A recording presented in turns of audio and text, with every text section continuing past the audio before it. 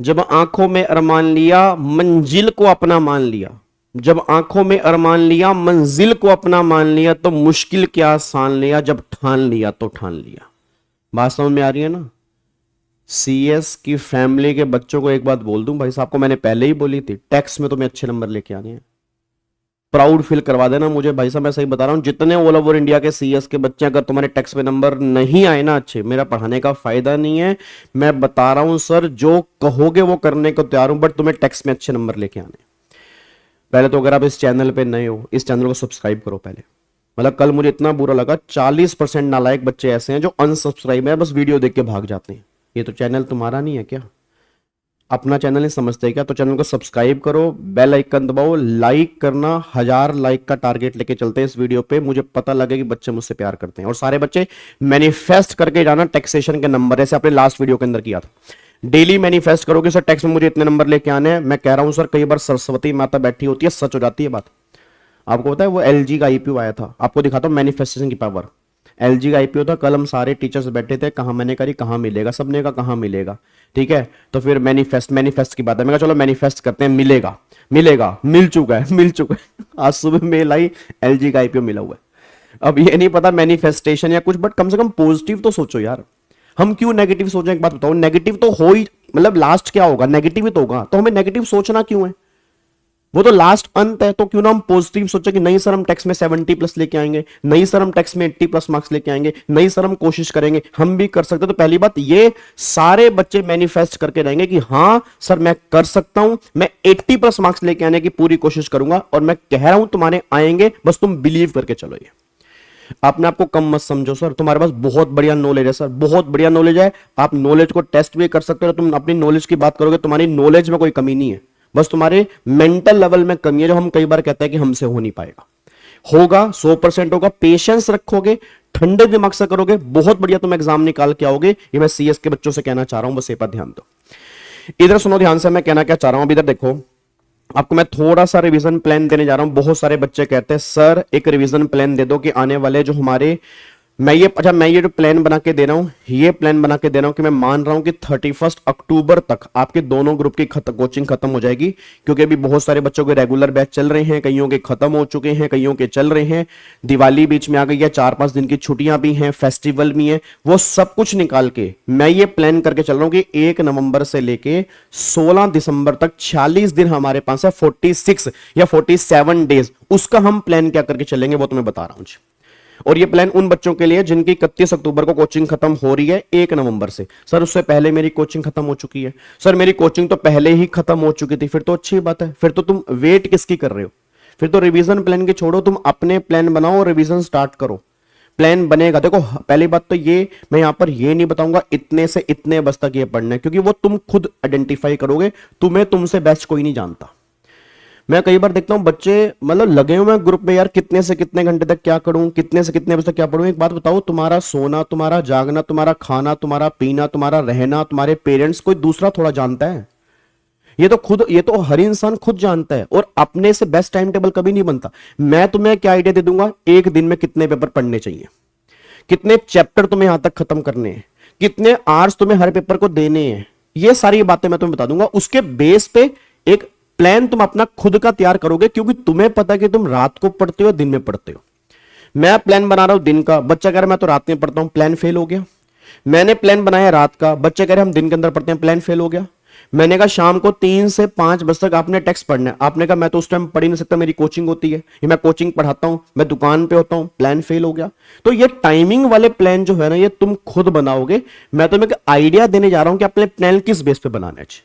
और ये पूरी वीडियो तुम्हारे बहुत काम की होने वाली है, बिल्कुल लास्ट तक सुनना। थोड़ी सी लंबी हो सकती है, बट तुम्हारे बहुत काम की होगी, तो लास्ट तक आपको सुनना पड़ेगा, क्योंकि इसके बेस पे ही तुम प्लान तैयार करोगे। सबसे पहली बात मैं ये दोनों ग्रुप, जिनके दोनों ग्रुप देने हैं, ये प्लान उनके लिए भी होगा। जिनको सिंगल ग्रुप देना है, ये प्लान उनके लिए भी होगा। तो दोनों ग्रुप वाले बच्चे यहां पर ध्यान दें कि आपने प्लानिंग कैसे करनी है।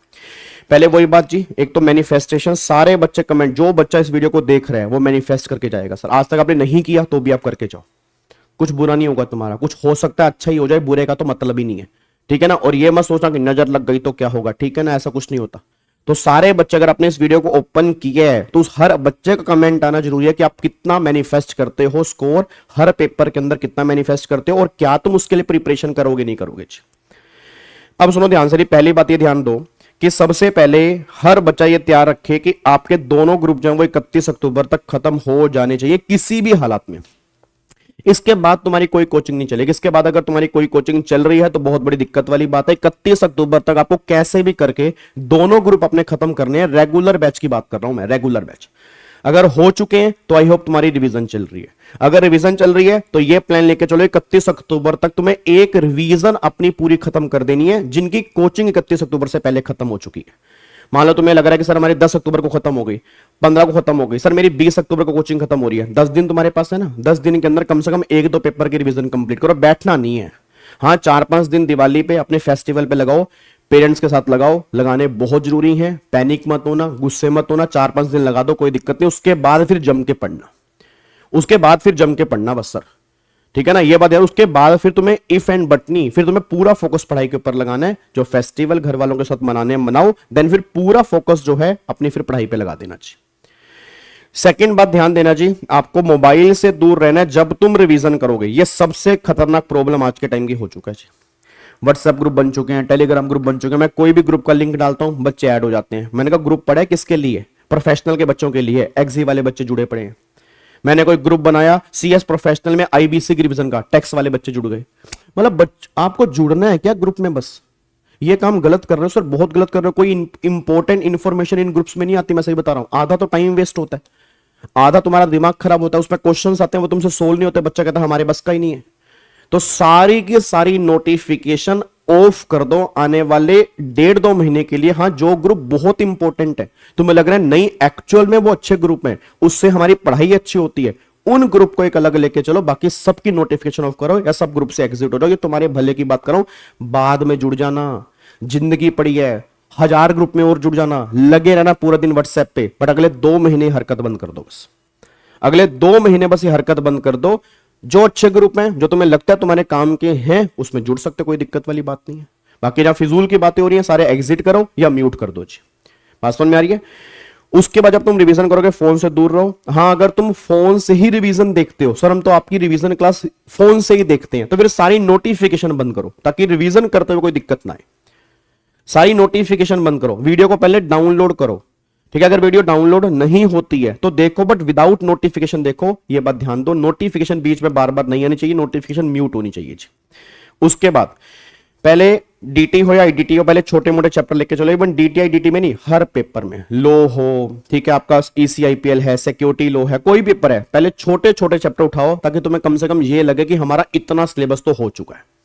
ये बहुत लगना इंपॉर्टेंट है कि इतना सिलेबस हो चुका है, क्योंकि कई बार हम बड़े बड़े चैप्टर उठाते हैं फिर हमें फील होता है यार कुछ हुआ ही नहीं, सारा सिलेबस बचा है। तो बेटर क्या है, दिमाग में कॉन्फिडेंस आना बहुत जरूरी है, क्योंकि गेम सिर्फ मेंटल लेवल की है। ये अगर फ्री होगा तभी हम पढ़ पाएंगे। तो पहले छोटे मोटे चैप्टर करो ताकि माइंड को ये इंडिकेशन जाए कि हाँ 70%, 50%, 40% सिलेबस हमारा हो चुका है, बस थोड़ा सा ही बचा है। क्योंकि अगर इसको ये इंडिकेशन जाएगा, ये फ्री होगा, जब ये फ्री होगा तभी हमारा पढ़ने में दिमाग लगेगा जी, ठीक है। कम से कम 2 रिवीजन आपकी बहुत जरूरी है एग्जाम से पहले, और सिर्फ कॉन्सेप्ट की रिवीजन नहीं करनी, साथ में क्वेश्चंस की प्रैक्टिस भी करनी है। बिना क्वेश्चंस की प्रैक्टिस के अगर आप रिवीजन कर रहे हो, उस रिवीजन की वैल्यू 0 है। आपको लगेगा आपने बहुत कुछ पढ़ा था, बट आपने कुछ नहीं पढ़ा, क्योंकि एग्जाम में क्वेश्चंस आने हैं। जितना हो सके क्वेश्चन को पढ़ने की आदत डालो, क्वेश्चन को करने की आदत डालो, लड़ो उससे, थोड़ा पेशेंस रखो, क्वेश्चन होगा 100% होगा जी, ठीक है। उसके बाद यहां पे देखो जी, बोथ ग्रुप की तैयारी कैसे करनी है। 1 नवंबर से मैं लेके चल रहा हूं, क्योंकि 31 अक्टूबर तक तुम्हें तुम्हारी कोचिंग खत्म करनी है। ये टारगेट 1 नवंबर से है।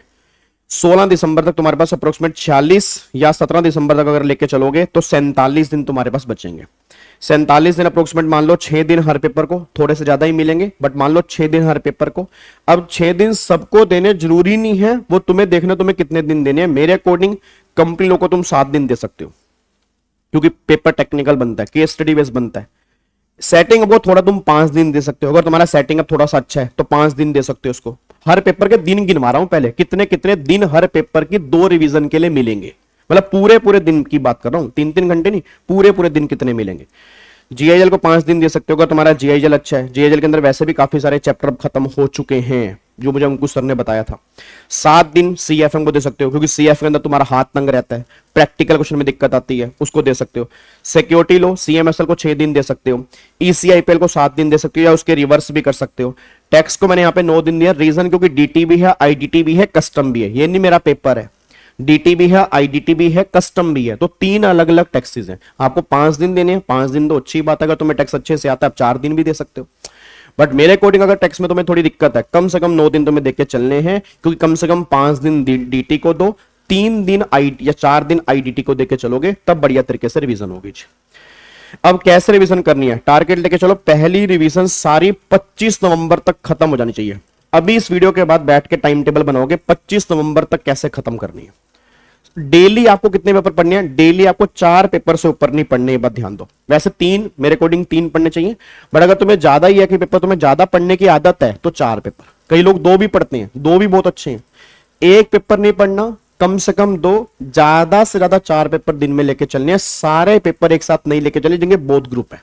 सिंगल ग्रुप में तो है ही फिर आपके 4 पेपर या 3 पेपर, फिर तो आप सारे एक साथ लेके चल सकते हो, फिर कोई दिक्कत वाली बात नहीं।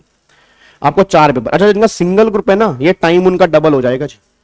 सिंगल ग्रुप वाले बच्चों का ऑलमोस्ट टाइम डबल हो जाएगा, तो अकॉर्डिंगली फिर अपने प्लान बनाना है, क्योंकि आपके टाइमिंग यहाँ पे, डेज यहाँ पे डबल हो जाएंगे जी। ठीक है जी, डेली 4 पेपर आपने लेके चलने हैं।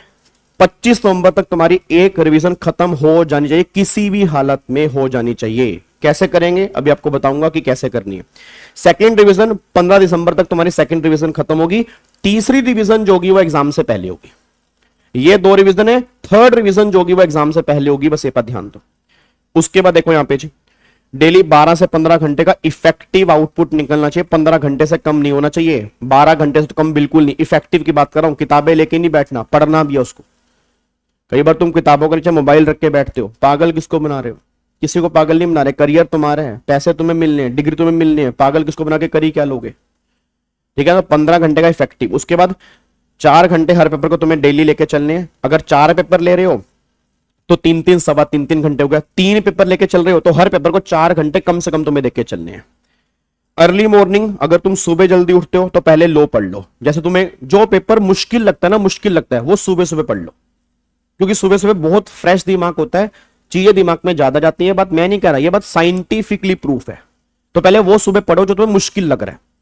उसके बाद दोपहर और शाम या रात को प्रैक्टिकल पेपर लेके चलो, क्योंकि जब नींद आती है उस टाइम प्रैक्टिकल पेपर तुम्हें नींद से बचा जाता है। सर जी, अगर प्रैक्टिकल पेपर से ही नींद आती है तो क्या होगा? फिर कुछ ना होगा भाई, फिर तो भाई बाकी बात कहने लग रहा भाई, तो यूं ना चल जाएगा काम। अन्य अगर प्रैक्टिकल तो नींद आ रही भाई, प्रैक्टिकल फिर सुबह पढ़ ले, लो बाद में पढ़ ले। बट मैं ऐसा नहीं करता, मैं प्रैक्टिकल रात को और शाम को ही पढ़ता, क्योंकि जब मेरे को नींद का टाइम होता है तो प्रैक्टिकल मेरे को जगाता है, क्योंकि वहां पे कैलकुलेशन चलती है। बाकी आप इसको ऊपर नीचे भी कर सकते हैं। छोटे मोटे चैप्टर से इनकम टैक्स की बात करूंगा। पहले आप इनकम टैक्स में, अच्छा रिवीजन कैसे करें? बच्चा कह रहा है रिवीजन रिवीजन रिवीजन रिवीजन। त्रिशूल बैच के 60 लेक्चर से ज्यादा यूट्यूब पर पढ़े हूं मैं सर। पूरा का पूरा फास्ट टैग बैच का हो, एग्जाम ओरिएंटेड बैच का हो, पूरा फ्री पड़ा है, बहुत डिटेल रिवीजन यूट्यूब पर फ्री है। मैंने डमरू मैराथन का एक पार्ट भी लिया था, इसमें 8 चैप्टर हमने इनकम टैक्स के कवर किए थे। 8 चैप्टर डमरू मैराथन 7 घंटे में, आई थिंक 8 घंटे में खत्म किए थे। दूसरा पार्ट पीजीबीपी और कैपिटल गेन का आई होप 16 तारीख को या 17 तारीख को मैं अनाउंस करने जा रहा हूं, जिसमें पीजीपी और कैपिटल गेन हम कम से कम 7-8 घंटे में पूरा रिवीजन कर लेंगे। पीजी पर कैपिटल गेन का उसकी रिवीजन भी करवा दूंगा, बट उस पर डिपेंडेंट नहीं रहना, वो मैराथन है। मैराथन में क्या होता है, प्रोविजन रिकॉल होते हैं। डिटेल रिवीजन करनी है, आप त्रिशूल बैच फॉलो करो, त्रिशूल बैच को फॉलो करो, बहुत बढ़िया तुम्हारी रिवीजन होगी। तुम हैरान हो जाओगे कितना कंटेंट यूट्यूब पर फ्री ऑफ कॉस्ट पड़ा हुआ है। कई बच्चों को पता ही नहीं है ना वो चीज। प्लेलिस्ट बनी हुई है, आप जाओ प्लेलिस्ट में, त्रिशूल बैच के नाम से प्लेलिस्ट है, खोलो, आपको खुद देखा कितने सारे सेशंस हैं। ठीक है, उसके बाद पहले basic residential clubbing of income, set of advance tax, return of income, फिर सेकंड, इसके बाद सेकंड रिवीजन करनी है house property capital gain ratio, बिल्कुल लास्ट में रिवीजन करनी है पीजीपी टीडीएस टी से सैलरी और डिडक्शन, फिर लास्ट में टोटल इनकम वाले जो क्वेश्चन होते हैं ना, मिक्स वाले क्वेश्चन जो होते हैं, जो टोटल इनकम वाले क्वेश्चन हमने क्लास में प्रैक्टिस किए थे, वो फिर टोटल इनकम वाले क्वेश्चन की प्रैक्टिस करनी है। ऐसे ही जीएसटी के अंदर ये आपका सीक्वेंस है, basic, supply, composition, value of supply, e way bill, RCM, exemption, place of supply, time of supply, invoice, accounts and records, फिर आईटीसी बिल्कुल बाद में, ITC, payment, registration, return, and then फिर जीएसटी के मास्टर क्वेश्चन, जो मैंने कहा था कि फुल फ्लेज क्वेश्चन बनता है, जो पहला क्वेश्चन 20 नंबर का बनता है वो इस मास्टर क्वेश्चन में से बनता है। अब ये सारी रिवीजन करने के दो तरीके हैं। सबसे बेस्ट तरीका ये है सेल्फ स्टडी, जो मैंने क्लास में नोट्स बनवाए हैं या कहीं से भी तुमने कोचिंग ली होगी, वहां से उसने नोट्स बनाए होंगे, उन टीचर्स ने नोट्स बनाए होंगे, तो उनके नोट्स फॉलो करके चलो वहां से रिवीजन करो। सर हमसे नोट्स से रिवीजन नहीं हो रही, हमें याद ही नहीं आ रहा, तो फिर आप त्रिशूल बैच को फॉलो करो, यूट्यूब पर है, प्लेलिस्ट में जाओ, हो सकेगा तो इस वीडियो में लिंक भी डाल दूंगा उसका, वहां जाओ, पूरी रिवीजन फॉलो करो त्रिशूल बैच की, पूरी रिवीजन डेली कम से कम 2-3 सेशन देखो, तुम्हें मजा आ जाएगा रिवीजन करके। क्वेश्चन की प्रैक्टिस कैसे करें, बेस्ट वे आपको मैंने प्रैक्टिस मैनुअल दिया हुआ है, डीटीआई डीटी दोनों का प्रैक्टिस मैनुअल दिया हुआ है। अगर तुम्हें लिंक नहीं मिल रहा पीडीएफ का, वो लिंक भी इस वीडियो के डिस्क्रिप्शन में डाल दूंगा, तुम्हारे सारे काम मैं कर दूंगा, बस तुम पढ़ने की कोशिश करो। तो वहां से क्वेश्चन करो, नहीं हो पा रहे, खुद नहीं हो पा रहे, खुद पढ़े नहीं जा रहे, तो जो मैंने मैराथन डाली है प्रैक्टिस बैच की, अप्रोक्सीमेट 70 घंटे का कंटेंट प्रैक्टिस सेशन है पूरे यूट्यूब पे, जो मैंने फ्री ऑफ कॉस्ट डाल रखे हैं। अगर तुम उसकी प्रैक्टिस भी सही ढंग से कर लोगे तो भी तुम्हारा काम कम से कम 60-70 नंबर तुम्हारे आएंगे, अगर तुम प्रैक्टिस सेशन को भी अच्छे तरीके से कर लोगे। ठीक है, बाकी मैराथन्स तो आनी है जी, आपको मैंने पहले वादा किया था मैराथन्स आएंगी, बहुत डिटेल में आएंगी, बहुत बढ़िया तरीके से आएंगी, बट अगेन खाली मैराथन से नहीं होगा, मैराथन बिल्कुल बाद की होती है। पहले एक बार डिटेल में सारा कुछ पढ़ लो, ताकि जब हम मैराथन में करें तुम्हारे अलग लेवल का कॉन्फिडेंस है कि अब हमें टेक्स्ट में कोई दिक्कत नहीं है, अब हमारा टेक्स्ट हो चुका है।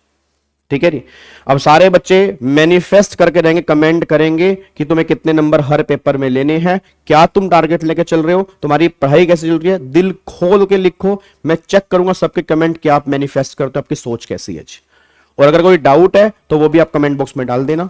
लाइक करो इस वीडियो को, हर बच्चे तक इस वीडियो को पहुंचा दो। ये वीडियो हर सीएस के बच्चे के बहुत काम की है, जिनके भी दिसंबर 25 में एग्जाम है, बस ये पर ध्यान दो। ठीक है जी, ओके जी, बाय बाय, टाटा, थैंक यू सो मच, जय हिंद, God bless you, love you all, bye bye ji.